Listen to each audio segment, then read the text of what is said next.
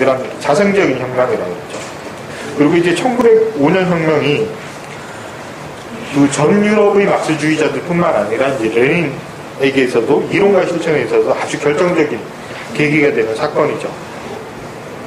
왜 결정적인 계기가 되냐 하면은 아까 이거죠.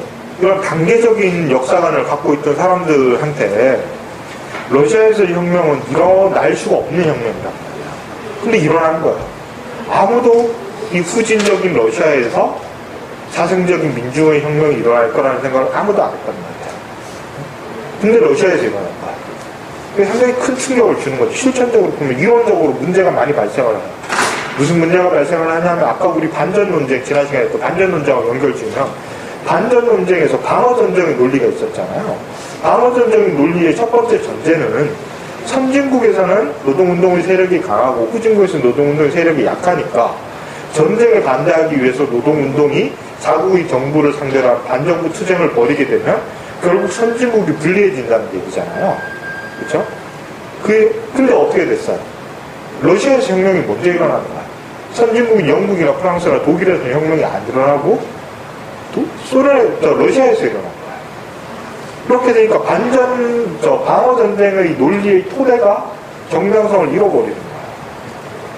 그렇죠? 그래서 상당히 충격적인 사건이었죠. 근데 어쨌든 그렇지만 막스주의자들이 공식적으로는 이 사건을 어떻게 이해했냐면 이건 부르주아 민주주의 혁명이다. 이렇게 이해를 했던 거죠.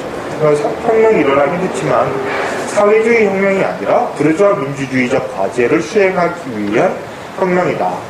그러니까 그러면은 이 말이 이런 평가가 의미하는 바가 있는데 그건 뭐냐면 혁명의 주체가 누가 되어야 되냐. 노동자가 아니죠. 그죠? 부르주아 민주주의 혁명의 주체는 당연히 부르주아 계급이 돼야 되는 거예요.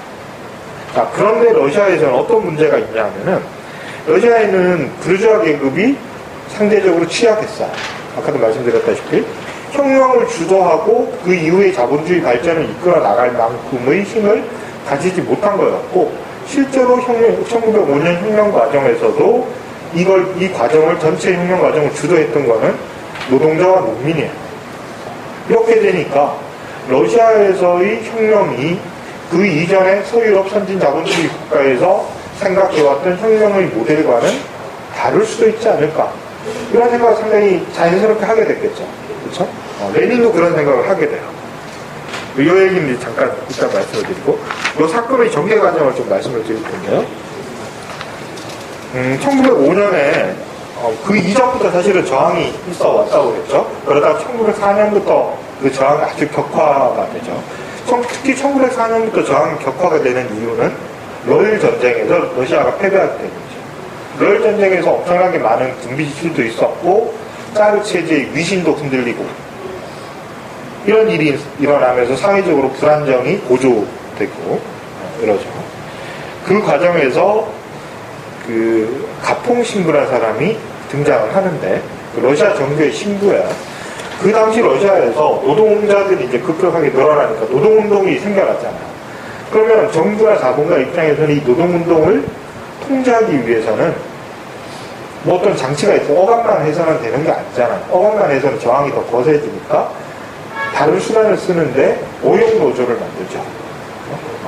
이거는 뭐 자본주의 초기부터 항상 있어왔던 방식이에요. 우리나라 한국노총도 마찬가지잖아요. 한국노총도 이제 노동자 운동이 해방 이후에 자생적으로 생겨나니까 그거를 억누르기 위해서 정부에서 이승만이 만들어준 노조, 오용노조가 지금까지 온 게 한국노총이잖아요. 그런 식으로 오용노조를 만드는데 오용노조를 만드는 주체가 누구냐 하면은 그 비밀경찰, 경찰 총수예요. 경찰 총수가 자기 이제 비밀경찰 프락시들을 풀어가지고 노동운동을 해요. 그래서 노동조합을 막 만들어요. 그리고 이제 그 세력이 상당히 커지는데 그 경찰 총수가 지휘하던 오용노동운동의 뭐라 그럴까 지휘자, 제일 명망 있는 지도자가 가퐁이라는 정교의 신부인데 그러다 보니까 뭐 처음부터 좀 혁명적이거나 과격한 운동을 안 했겠죠. 그래서 아주 평화적인 방식으로 1905년 어느 일요일날 신부니까 교회 가는 마음으로 황제 짜르한테 청원하는 행진을 해요. 청원에 뭐 시위도 아니고 청원이죠. 왜냐하면 아버지니까. 짜르는 이 당시의 정교회나 그 정치 이데올로기 속에서는 아버지잖아요. 그 자유로운 아버지이니까 민중들이 이렇게 어렵게 사는 거는 아버지가 잘못해서가 아니고 아버지는 여전히 자유로운데 중간에 있는 이 부패한 관료들이 잘못돼서 이렇게 우리가 못 사니까 우리를 좀 도와주세요라는 청원을 하러 간 거예요. 그러니까 교회에 가는 심정으로 가는 거니까 교회가 이제 제일 좋은 옷 입잖아요. 그렇게 제일 좋은 옷 입고 남녀노소 애기들까지 다 손잡고 평화로운 행진을 한 거. 앞에 십자가 들고 그 짜르 궁전 앞에 갔는데 궁전에 짜르도 없어. 짜르는 사냥하러 나갔어요. 사냥하러 놀러 나가고 없고 그냥 수비대만 있었는데 수비대들은 이제 지금까지 그때까지 워낙 억압적인 방식으로 이제 민중들을 대여왔기 때문에 그냥 사람들이 많이 모이니까 발도를 해버린 거예요. 그러니까 엄청나게 많은 사람이 죽죠. 1,500명 이상 사망하고 이런 상황이 일어나버리죠. 그렇게 되니까 엄청난 충격을 받는 거야, 민중들이. 그러니까 아버지라고 생각했던 짜르가 자기들이 보호자가 아니라 압제자라는 인식을 거의 처음으로 하게 된 거죠.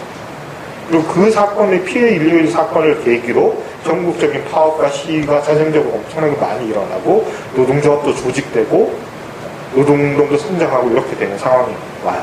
그래서 이 혁명적인 상황이 한 2년 정도 지속되다가 한편으로는 억압도 가해지고 한편으로는 또 개량적인 조치를 짜르가 받아들이면서 유화제 시설을 취하면서 이제 혁명운동이 어느 정도 다시 수그러들게 되죠. 그 과정에서 이제 그 사람 이름을 제가 잘 기억을 못해. 어떤 사람이 등장을 하냐 하면은 스톨리핀이라는 사람이 나타나요. 스톨리핀이라는 사람이 나타나는데 이 사람이 이제 짜르 체제에서 새로운 총리가 돼요. 총리가 돼서 나름대로 개혁 조치들, 조금 자유주의적인 개혁 조치들을 시행하지만 뭐 1년 정도 남짓 시행하다가 짜르의 신임을 잃고 암살당해버려요. 보수파한테 암살당해버리고 다시 짜르 체제는 이제 혁명 열격 가라앉으니까 다시 보수화되죠. 근데 그 과정에서 정치적으로 좀 중요한 성과가 하나가 있었던 게, 두 가지가 있었던 게 뭐냐면은 합법적인 제도 내에서는 두마라는 제도가 생겨나요. 두마라는 제도는 일종의 의회에서 반의회라고 할 수 있어요. 왜 반의회라고 하냐면 의회는 말 그대로 입법권을 갖고 있는 기관이잖아요. 근데 이 두마는 입법권이 없어요. 입법권이 아니라 심의나 자문 정도의 역할만 하던 기관이에요. 그것도 이제 처음에 짜르가 혁명 열기가 막 거세지니까 무서워서 여러 가지 이제 개량적 조치를 내놓는 과정에서 두마를 해서 선거를 통해서 두마 의원들을 뽑는데 뽑아놓고 나니까 영 마음에 안 드는 놈들만 있는 거예요. 그냥 해산시켜버려요. 그냥 해산시켜버리고 다시 뽑았는데 또 마음에 안 들어. 또 해산시켜버려요. 그리고 이거를 아주 억압적인 정치 공작 같은 걸 막 해서 거의 자기 친위 세력이 다수가 되는 3대 두마를 만들어서 3대 두마만 거의 임기를 채우고 그 다음에 이제 4대 두마 가고 뭐 이렇게 되는데 어쨌든 두마라는 민중들의 의사를 아주 조금이라도 반영할 수 있는 대의기구 같은 것이 생겨나게 됐다. 이게 하나의 중요한 정치적 변화고 또 하나는 1905년 혁명이 자생적이라고 했잖아요. 그러면 이 민중들은 자생적인 혁명 과정 속에서 어떤 방식으로 자기들이 정치적 의사표현을 했냐 하면은 새로운 하나의 자생적인 조직을 만들어내요. 그게 바로 소비에트라는 거예요. 1905년 혁명에서 주로 페트로그라드를 중심으로 소비에트라는 조직이 생겨나는데 이건 말 그대로 자생적인 조직이에요. 그러니까 촌락 공동체 비슷한 꼬면과 비슷한 형태죠. 그래서 도시도 왜 지역별로 자치체 같은 것들이 형성이 되는 거예요. 그리고 공장이면 작업장별로 또 소비에트가 형성되기도 하고 이런 식으로 자생적인 정치체로서의 소비에트라는 경험을 하게 된 거죠. 이게 중요한 정치적 결과인데 그럼에도 불구하고 이게 이제 실패한 혁명이 결국은 되게 되죠. 자, 그런데 이 1905년 혁명에 대한 평가를 둘러싸고 막스주의자들이 입장이 크게 세 가지로 나눠지게 돼요. 어떻게 나눠지냐 하면은 아까 앞에서 2단계 혁명론 얘기를 했었죠. 이 2단계 혁명론의 관점에서 러시아 혁명을 철저하게 부르주아 민주주의 혁명이어야 한다라고 생각했던 사람들이 있는데 이 사람들이 당연히 정통파죠. 주장을 했던 사람들은 누가 있었겠어요? 당연히 이 주장을 처음 했던 플레아노프고, 그 다음에 초기에는 아주 친하게 지냈던 레닌하고 플레아노프가 결별해요, 정치적으로. 정치적으로 결별하고, 누가 한별이 되냐? 플레아노프하고 메이제비키가 정치적으로 결합해요. 이 그룹이 1905년 혁명을 계기로 2단계 혁명론을 다시 주장을 하게 되죠. 그래서 1905년 혁명은 부르주아 민주주의 혁명이다. 그래서 혁명의 주체도 부르주아가 돼야 되니까 사회주의자들이나 노동운동 세력은 이 혁명의 주체가 돼서는 안 되고 적극적인 비판자, 반대자의 역할을 수행해야 된다라고 생각하는 거야. 그래서 1905년 혁명 이후에 러시아 사회의 발전은 부르주아 계급이 주도하는 과정이어야 한다라는 생각을 하게 되죠. 이게 이제 정통 마크주의의 입장이었는데 그 반대편에 있는 아주 소수의 입장이지만 그 반대편에 있는 사람이 있었어요. 이 사람은 어떻게 생각을 하냐 하면 1905년 혁명은 부르주아 민주주의 혁명이 맞긴 한데 이게 부르주아 민주주의 혁명은 고정되고 그 이후에 긴 자본주의라는 경과 과정을 거치고 그 다음에 사회주의 혁명이 있어야 된다.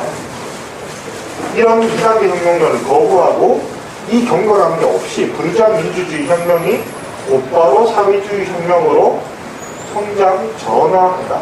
성격이 바로 전환해버린다. 이렇게 주장한 사람이 나타나요. 그러니까 2단계 혁명이 떨어져 있는 게 아니라 부르주아 민주주의 혁명에서 출발하지만 이게 계속 연속적으로 이어져서 사회주의 혁명으로 나아간다. 그럼 뭐예요? 혁명이 연속되는 거죠. 연속 혁명. 누가 주장했죠? 바로 트로츠키죠. 이미 1905년 단계에서 트로츠키가 이런 주장을 해요. 러시아에서 사회주의 혁명으로의 이해, 이거를 주장을 하는 거죠. 그 중간쯤에 레닌이 있었어요. 레닌 그룹은 어떤 생각을 하냐면 기본적으로는 2단계 혁명론을 아직까지도 받아들여요. 2단계 혁명론이긴 한데 뭐가 다르냐 하면은 러시아에서 부르주아들의 세력, 부르주아 자유주의자들의 세력은 너무나 약하다는 게 무슨 얘기냐면 세력 숫자가 적게 힘이 없다는 말뿐만 아니라 독자적인 정치적 비전을 갖고 있지 못하고 얘네들은 지주와 같은 세력들에 거의 편입되어 있다는 거죠. 그래서 이 사람들이 실제로 지배계급이고 얘네들은 여기에 종속되어 있기 때문에 부르주아 계급은 독자적으로 부르주아 민주주의 혁명의 과제를 수행할 수 있는 힘과 비전이 없다라고 했습니다. 그렇기 때문에 부르주아 민주주의 혁명이 강제이긴 하지만 이 과제를 수행해야 되는 주체는 부르주아 계급이 아니라 오히려 노동자와 농민이다. 이렇게 본 거죠. 노동자와 농민이 주체가 돼서 부르주아 민주주의 혁명의 과제를 수행을 하고 그렇게 해서 사회가 자본주의적으로 발전하게 되면 사회주의 혁명으로 다시 나아간다. 이런 생각을 하게 됩니다. 그런 점에서는 이거 좀 이 두 가지 절충 같은 입장이죠. 이런 주장을 한 거예요. 자, 그런데 여기서 중요한 건 뭐냐면 레닌이 이 사람들하고 비슷하긴 하지만 뭐가 다르냐 하면은 사회주의 혁명으로 가든 부르주아 민주주의 혁명으로 가든 주체는 2단계에서는 이 사람들은 부르주아, 2단계에서는 노동자. 이게 혁명의 주체예요. 근데 농민의 역할에 대한 상대적 강조가 들어가요. 레닌이 처음에 이제 나로드니키하고 대결하면서 막스주의를 받아들였지만 2단계에 가면은 현실적으로 생각해서 인구의 4분의 3 정도가 농민이었어요. 그 당시 러시아 사회에서. 이렇게 농민이 압도적인 다수를 차지하는 사회에서 농민을 배제하고 노동자 계급의 힘만으로 사회주의를 이행한다는 건 불가능하다고 생각을 한 거예요.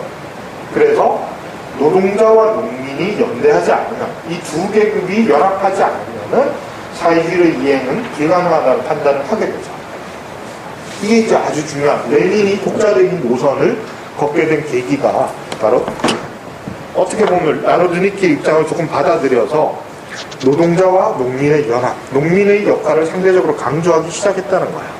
그래서 2단계의 레닌의 주장을 담고 있는 게 뭐냐면 노동자, 농민의 혁명적 민주주의 독재라는 과제를 제시를 하게 돼요. 이게 이제 러시아 혁명에서의 러시아 사회민주주의 혁명에서의 두 가지 과제? 책점이 뭐였어? 제가 기억되기가 민주주의 혁명에서 사회민주주의 두 가지 전술. 보통 이제 왜냐하면 저희들 때는 두 가지 전술, 제목이 기니까 두 가지 전술이라고 뭐 그랬거든요. 그래서 앞부분이 잘 기억이 안 나요. 근데 두 가지 전술이라는 책에서 이 주장을 하게 돼요. 그래서 러시아 혁명의 그 당시에서의 과제를 노동자와 농민의 혁명적 민주주의 독재로 설정했다. 이게 이제 레닌의 독자성을 보여주는 거다라고 할 수 있죠.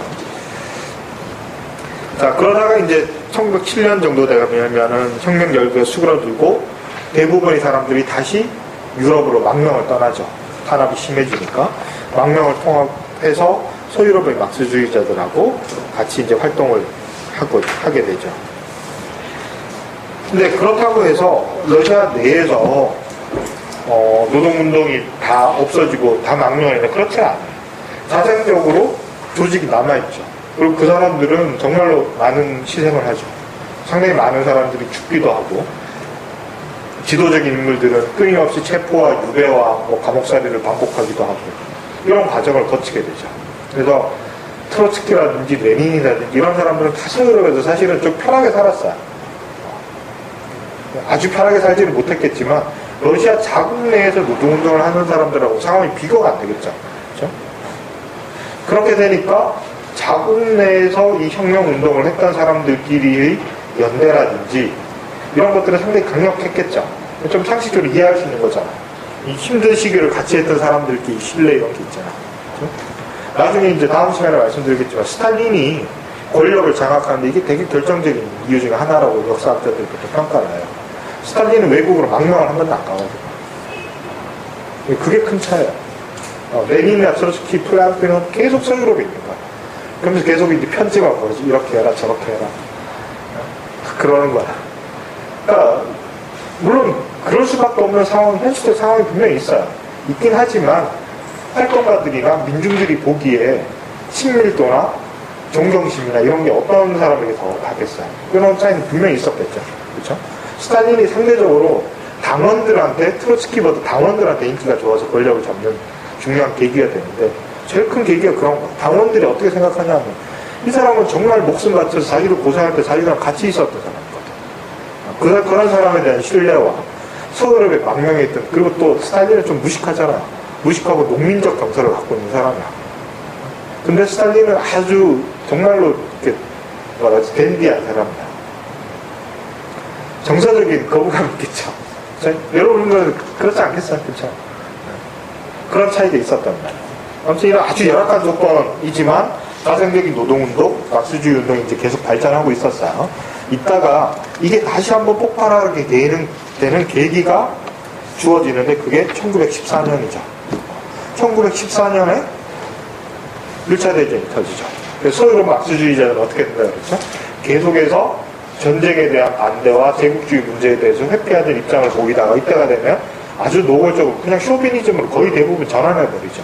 그래서 제국주의 정책을 하다못해 뭐 억지로라도 방어적으로 찬성한 사람도 거의 없고 그냥 아주 적극적으로 찬성하고 심지어 주도적 인물 중에 상당수가 전시 내각에 막 참가를 하죠. 대표적인 사람은 프랑스의 주류 게든 뭐 이런 사람들, 특히 이제 과격했던 사람들이 말 시끄럽게 하던 사람들이 대부분 쇼비니스트가 되는 거죠. 전쟁에 찬성해버림으로써 제2인터내셔널이 간판은 남아있었는데 실질적으로는 다 붕괴해버린 거죠. 실질적으로 붕괴해버린 거죠. 반면에 러시아에서는 어떤 일이 일어나냐면 1914년 혁명을 계기로 러시아의 혁명적 물결이 1차 대전을 계기로 혁명적 물결이 더 고조가 되죠. 왜냐하면 1차 대전을 통해서 전쟁 당사자를 모든 국가의 민중들이 아주 끔찍한 고통을 겪지만 그 중에 제일 큰 고난을 겪었던 나라가 바로 러시아이기 때문에. 그러니까 1차 대전이 이 재밌는 건데 영어로는 뭐라고 부르죠? First World War 그렇지만 또 그보다 조금 더 보수적인 표현으로는 이거 봅시다. 영어로 대문자, 이건 역사적 사건이니까 Great War 그러면 뭐를 가리키는 거겠어? 제일 큰 전쟁을 가리키는 거 아니겠어? 1차 대전을 가리키겠어? 2차 대전을 가리키겠어? 규모로 2차 세계대전이 훨씬 크죠? 1차 세계대전은 세계대전이란 말부터 사실은 유럽 전쟁이잖아요. 2차 세계대전 아시아, 아프리카 다 들어가잖아요. 그렇죠? 근데 이건 2차 대전입니다. 왜? 2차 세계대전의 충격이 상대적으로 덜한 거야. 1차 대전 한번 겪었기 때문에. 근데 그레이트 워라는 말을 쓴 거는 인류 역사상 이렇게 큰 규모의 전쟁이 처음이었거든요. 그러니까 참전 당사자들 모든 나라들이 전면전 체제로 참가한 전쟁은 처음이에요.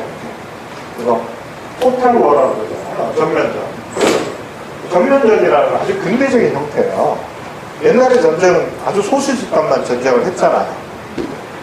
전쟁을 해도 물론 힘든 건 있겠지만 그 나라의 모든 국민들이 그 전쟁의 영향권 안에 놓이는 건 아니에요. 19세기까지도 그랬어요. 그 대표적인 얘기가 저 홉스봉이라는 사람이 역사책에 그런 얘기를 쓰죠. 영국 여류 소설가 중에 캐슬린 매스필드라는 사람이 있죠. 가든 파티 이런 아주 낭만적인 소녀 취향의 단편 소설을 쓰고 아세요? 책을 잘 문학에 별로 관심 없으니까 아주 유명한 여류 소설가가 있어요. 그거 보면 아주 평화롭고 일상생활의 아주 작은 부분들을 잘 캐치해내고 이런 소설이에요.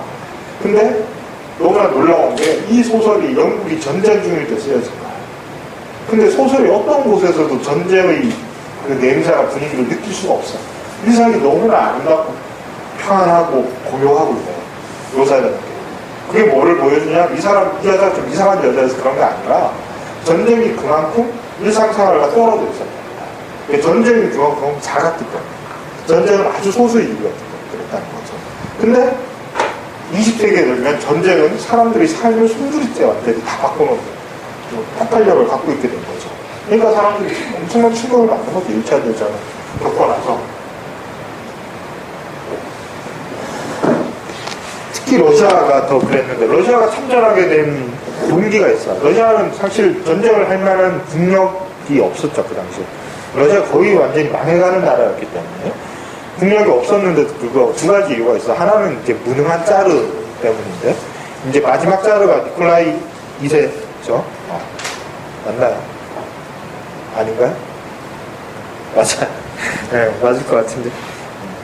혹시나 제가 사람 이름이나 연도를 잘못 말해도 그러려니 하고 책 찾아서 교정해 주세요. 네.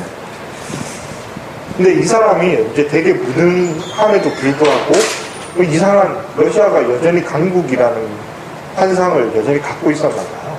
그래서 참전을 아주 독단적으로 결정을 하죠. 그러니까 중요한 관료들이 다 반대를 해요. 그러니까 도저히 전쟁할 수 있는 상황이 아니니까.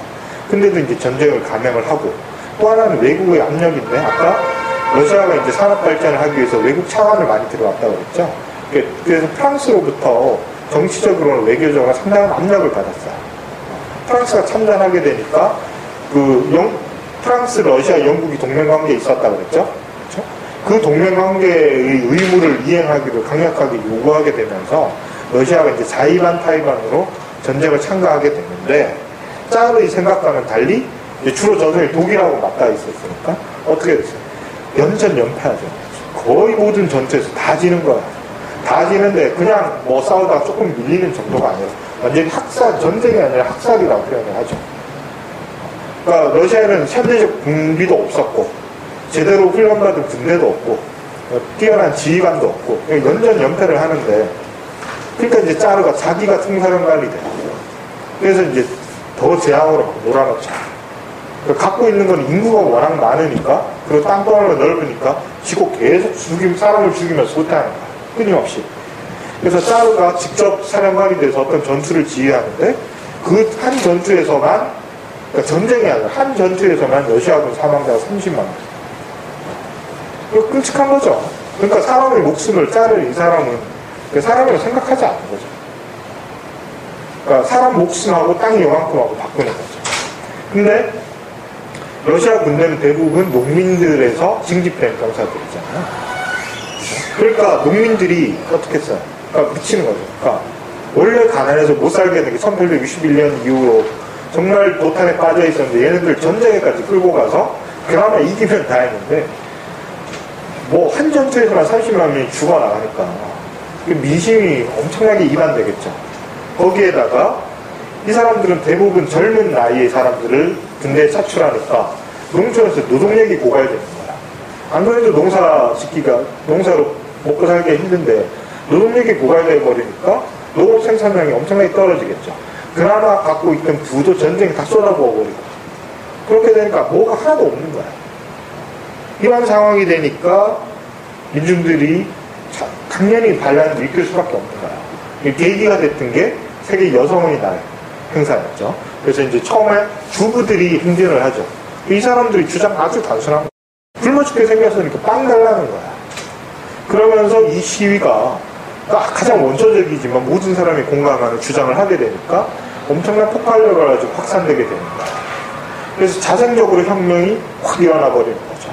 이 혁명이 엄청 러시아 전역으로 확산되는 과정 속에서 1905년 혁명과 결정적으로 다른 양상의 하나가 일어나는데, 노동자 농민이 주력이 된 건 똑같았는데 결정적인 변화는 뭐냐면 1905년 혁명이 실패했던 거는 군대가 짜르에 충성을 했던 게 1905년의 상황이었다면 17년 혁명이 되면은 군대가 반대한 거죠. 그래서 군대도 혁명에 가담해버리죠. 군대가 혁명에 가담해서 발포 명령을 거부하고 상관을 오히려 살해하고 무기를 들고 혁명 대열에 참여하는 거야. 그래서 병사들이 주요한 혁명의 주력이 되죠. 병사들이 이렇게 참여하게 되는 이유 중에 하나는 대도시에 이제 있던 부대는 어떻게 조금 있으면 전선으로 나가야 되잖아. 나가면 다 죽는 거잖아. 어차피 죽을 거. 전선에 나가서 개죽음 하느니 차라리 혁명을 일으키는 게 더 낫다고 생각한 거야. 그래서 병사들, 노동자, 농민, 병사 이 세 집단이 혁명의 주체가 된 게 17년 혁명이야.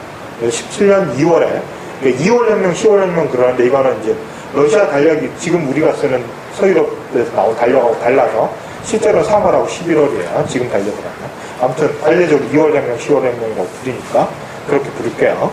1917년 2월 혁명이 일어나게 되는데 이 2월 혁명도 1905년 혁명과 마찬가지로 자생적 혁명이에요. 나루드린키가 지도한 것도 아니고 맨세비키가 지도한 것도 아니고 볼셰비키가 지도한 것도 아니에요. 자유주의자들이 지도한 것도 아니에요. 그야말로 자생적인 혁명이 전 러시아를 지배하게 되고 그리고 군대까지 돌아서게 되니까 이제 짜르가 퇴위하게 되죠. 짜르가 퇴위하고 권력의 공백이 생기잖아요. 이 권력의 공백 뒤에 합법적인 어떤 정부를 구성하게 되는 세력이 나오는데 그 당시에 4대 두마가 있었어요. 4대 두마가 있었는데 이 두마의 의원들 중에 진보적인 그룹에 속하는 사람들이 임시정부를 구성하게 돼요. 그게 이제 임시정부이고요. 이 사람들이 합법적인 정부의 역할을 이제 하게 되는 거죠. 근데 이 사람들이 러시아 전역에 어떤 권위를 가지고 통치를 할 수 있었던 건 아니에요. 그것과 거의 비슷한 권력을 갖고 있던 또 다른 집단이 있었는데 그게 뭐냐면 바로 소비에트예요. 아까 1905년에 민중들이 경험했던 소비에트 모델이 17년 2월 혁명에서도 다시 반복이 되는 거죠. 그래서 1905년 혁명이 결국은 결과적으로 실패했지만 가장 큰 성과를 가져뒀다면 바로 혁명의 경험이죠. 한 번은 하기가 힘들죠. 근데 5년에 한 번 했던 사람들이 12년 뒤에 한 번 하는 거는 상대적으로 훨씬 쉬운 거야. 그래서 혁명의 경험이 있었기 때문에 5년 혁명의 경험이 있었기 때문에 17년 혁명이 가능했던 거야. 그래서 5년 혁명의 경험으로서 소비에트라는 정치에 상당히 유용했다는 거를 알고 있었기 때문에 이 소비에트를 중심으로 민중들이 자발적인 혁명이 쭉 전개가 되는 거죠. 근데 소비에트는 처음엔 대도시에서 생겨나다가 농촌에까지 막 확산이 돼요. 전국적으로. 확산이 되는데 그렇다고 해서 소비에트가 어떤 일관된 어떤 시스템을 갖고 움직이던 집단이 아니에요. 소비에트는 말 그대로 자생적인 집단이어서 소비에트마다 입장이 다 달랐어요. 입장이 다 다르고 구성원들로 다르고 정치적 기향도 다 다른 거예요. 근데 그나마 그 중에 이제 대표자들을 위로 계속 상향의 방식으로 보내는 시스템을 마련하죠.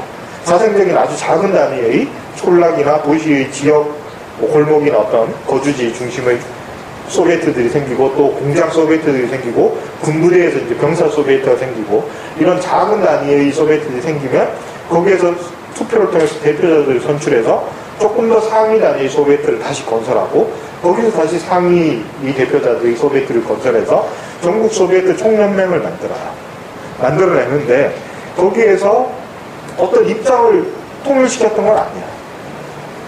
그래서 소비에트들마다 다 다르고 문제는 또 이 상위의 소비에트들과 하부 단위들 간의 입장 차이가 또 아주 극심해서 갈등도 되게 심했어요.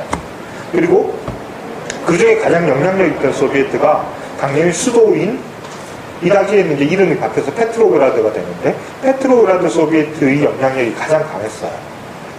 근데 이 페트로그라드 소비에트의 경우에는 처음에는 자생적인 조직에서 출발을 했지만 혁명 과정 속에서 이제 당연히 혁명가들이 개입을 하겠죠. 지도하고 개입하면서 여러 세력들이 이제 영향을 미치는데 페트로그라드 소비에트의 경우에는 멘셰비키가 지도부를 장악하고 있어요.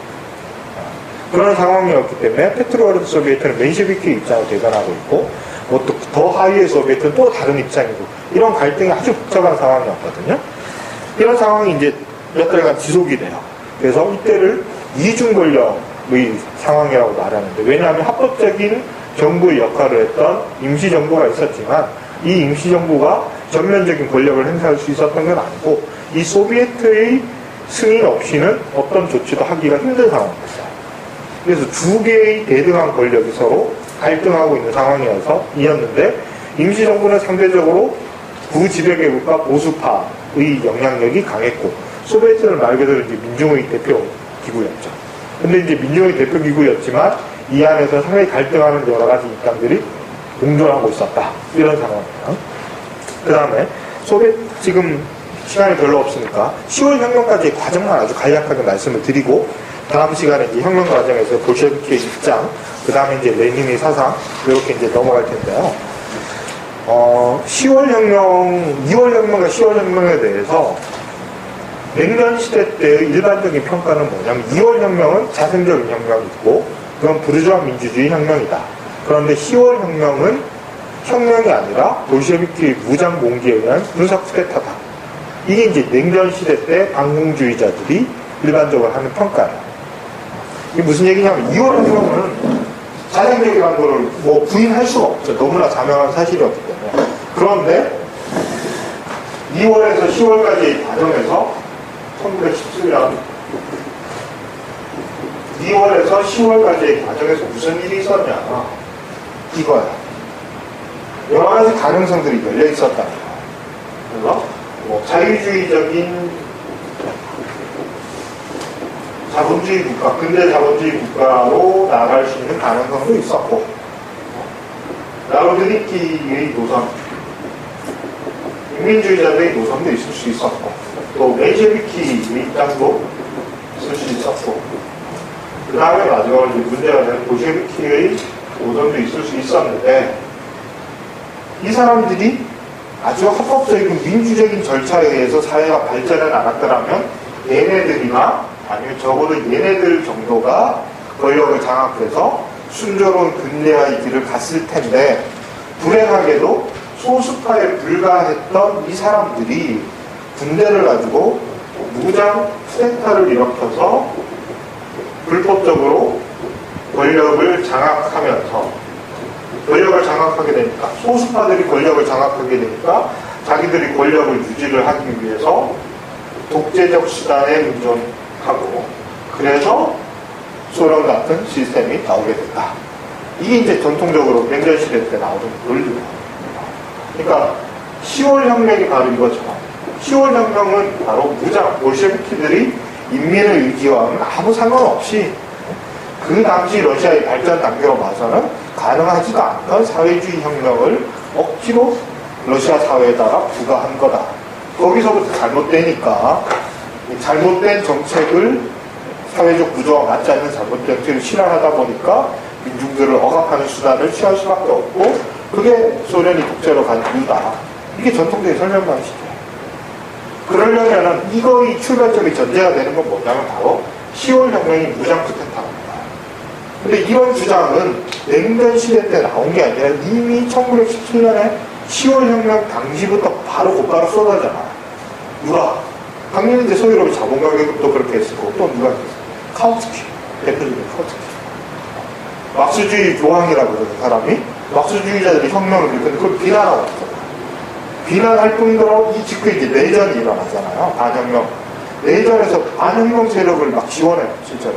우크라이나까지 날아가가지고 백군을 지원해, 적군을 지원하는 거예요. 서유럽의 삼인주의자들이 1914년 제국주의 세력으로 거의 패배했다고 했죠. 이 사람들이 볼셰비키와 반대하는 거예요. 그래서 볼셰비키 혁명에 대해서 제국주의자들과 똑같은 입장을 가지고 이거는 혁명이 아니라 쿠데타다라고 보고, 그래서 이거는 테러다, 테러라고 규정해요. 혁명이 아니라 테러라고 규정하는 거죠. 테러에 의해서 성립된 정권이니까 끝까지 테러를 수단으로 통치될 수밖에 없었다, 이렇게 얘기합니다. 반공주의자들의 논리는 사실은 자본가들이 말했으면 이해가 될 텐데 이거를 사회주의 진영에서 나왔어요. 여러분들 역사책 같은 거 좀 이해 안 되는 사건이 있을 수가 있는 게 뭐냐면 2차 대전 이후에 서독 3인주의자들하고 그 사이를, 소련을 비롯한 공산주의자 사이가 그렇게 안 좋은 거야. 이게 그냥 단순하게 노선 사이라면 그래도 좌파에 속하는 그룹들끼리 좀 친하게 지내지, 얘네들 왜 이렇게 서로 못 잡아먹어서 날릴까? 이상하잖아요. 그렇죠? 역사적 경험이 여러 번 있지만 특히 대표적인 게 두 개의 사건이 있는데, 우리 로자 룩셈부르크 얘기했잖아요. 근데 조금 이따 다음 시간에 다시 얘기하지만 로자 룩셈부르크가 18년인가? 19년 초에 암살당하죠. 누가 죽이죠? 3인주의자들이 죽여요. 자본가들이나 군국주의자들이 죽이는 게 아니라 3인주의자들이 공산주의를 죽이죠. 중산주의자들이 공기를 무력으로 진압하죠. 몇만 명이 죽어요. 독일에서. 공산주의자들이 대학살을 해요. 그러니까 3인주의자들하고 공산주의자들, 그냥 노선이면 좀 가격한 거와 좀 덜 가격한 사람들이 노선 사이가 아니라 적대적인 정치적 세력입니다. 그러다가 러시아 혁명에 대해서도 똑같은, 이 두 개, 사실은 그 두 개가 거의 동시에 같은 맥락에서 일어나는 거예요. 러시아 혁명에 대해서 3인주의자들이 어떤 입장이에요? 이거 테러라고 공격하고 이거 붕괴시켜야 된다, 볼셰비키 혁명 전복시켜야 된다고 주장을 하고, 실제로 자본가들이 반혁명 그 노력을 지원해요. 이렇게 되니까 결코 화해할 수가 없겠죠, 볼셰비키 입장에서는. 거기서부터 이게 단순하게 노선의 차이에 의한 갈등이 아니라 피해 역사입니다. 피해 역사. 건널 수 없는 거 아닙니까? 이런 일이 일어나죠. 자, 그런데 냉전 시대가 지나고 나서 러시아에 대한 역사책들을 새로 많이 쓰죠. 좀 더 객관적인 입장에서. 좌파 학자들, 우파 학자들 좀 객관적인 입장에서 쓰고, 특히 89년에 소련이 붕괴되고 나서 러시아 문서고가 일부 개방이 되잖아요.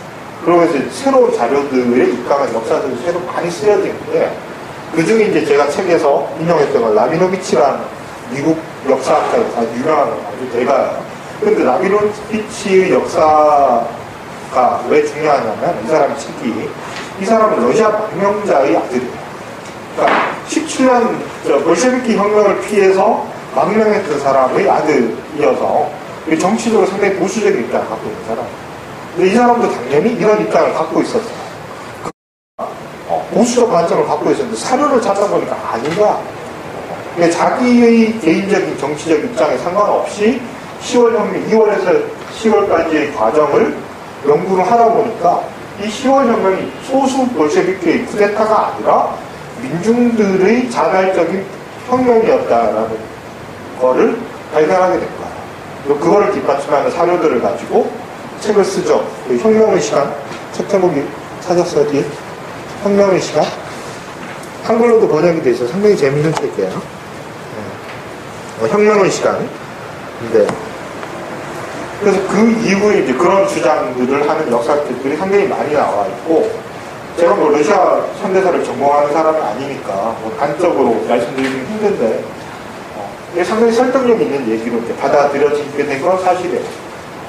그래서 냉전 시대의 영향을 어느 정도 좀 학문 영역에서 벗어나게 되면서 10월 혁명에 대한 평가가 바뀌게 됩니다. 이게 이제 되게 중요합니다. 그렇게 이런 관점에서 역사를 보면은 레닌이나 볼셰비키의 어떤 이론도 훨씬 잘 이해가 돼요. 볼셰비키 이론을 잘 이해 못하는 이유 중에 하나가, 이런 관점에서 역사를 고정적으로 보게 되면 이거 너무 들어맞지 않는 얘기가 많거든요. 특히 이제 국가혁명 이런 걸 읽으면 이해가 잘 안 돼요. 이런 식으로 보고 국가혁명을 읽으면 이해가 잘 안 돼요. 그런 부분이 실제로 있어요. 요런 부분. 그러니까 10월 혁명이 소수자들의 쿠데타가 아니라 민중들이 자발적으로 일으킨 혁명이고, 레닌이 했던 역할은, 레닌과 볼셰비키가 했던 역할은 이 민중들의 요구를 인식해서 그것을 정치적으로 지도하고 이용했던 거에 있다. 이런 식으로 이제 평가를 한다면은 객관적으로 볼 수 있을 것 같아요. 그래서 이제 17년 10월 혁명에 대한 평가를 둘러싸고 또 이론적 논쟁이 벌어지는 게 뭐냐면 바로 프롤레타리아 독재라는 문제야. PT 프롤레타리아 독재가 도대체 어떤 의미를 가지냐. 아까 말했듯이 테러에 의한 독재적인 어떤 강압적인 수단일 뿐이다. 프롤레타리아 독재라는 거. 이 주장을 다시 한번 반복하는 사람이 바로 카우츠키. 카우츠키의 프롤레타리아 독재라는 책이 있는데 그것도 한글로 번역돼 있어요. 그걸 읽어보시면 이 사람들 입장 잘 알 수 있어요. 근데 이 논리가 그 이후에 냉전 시대 때 소련을 비판하는 반공 논리 그대로 활용이 돼요. 그러니까 반공 교과서의 원조 같은 그런 책이에요. 이 책에 대해서 이제 레닌이 발끈해서 반박을 하죠. 그게 뭐야? 프롤레타리아 혁명가? 배신자 카우츠키. 배신자는 자기 입장에서 보면 정말로 배신자죠. 배신자 카우츠키 그 두 책을 같이 읽어보시면 이 당시에 이 10월 혁명을 둘러싼 그리고 특히 프롤레타리아 독재라는 개념을 둘러싼 서민주의 진영과 볼셰비키 진영 사이 입장 차이가 어떤 거다 이런 걸 잘 알 수가 있죠.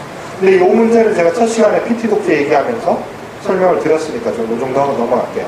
오늘은 이 정도 하고 다음 시간에 이제 그 혁명 이후의 러시아의 전개 과정하고 레닌의 사상 이 두 가지 그리고 이제 뭐 레프를 불러서 스탈린까지 아마 나갈 수 있으면 나갈게요. 자 여기까지 하고 질문 있으시면 질문해 주세요.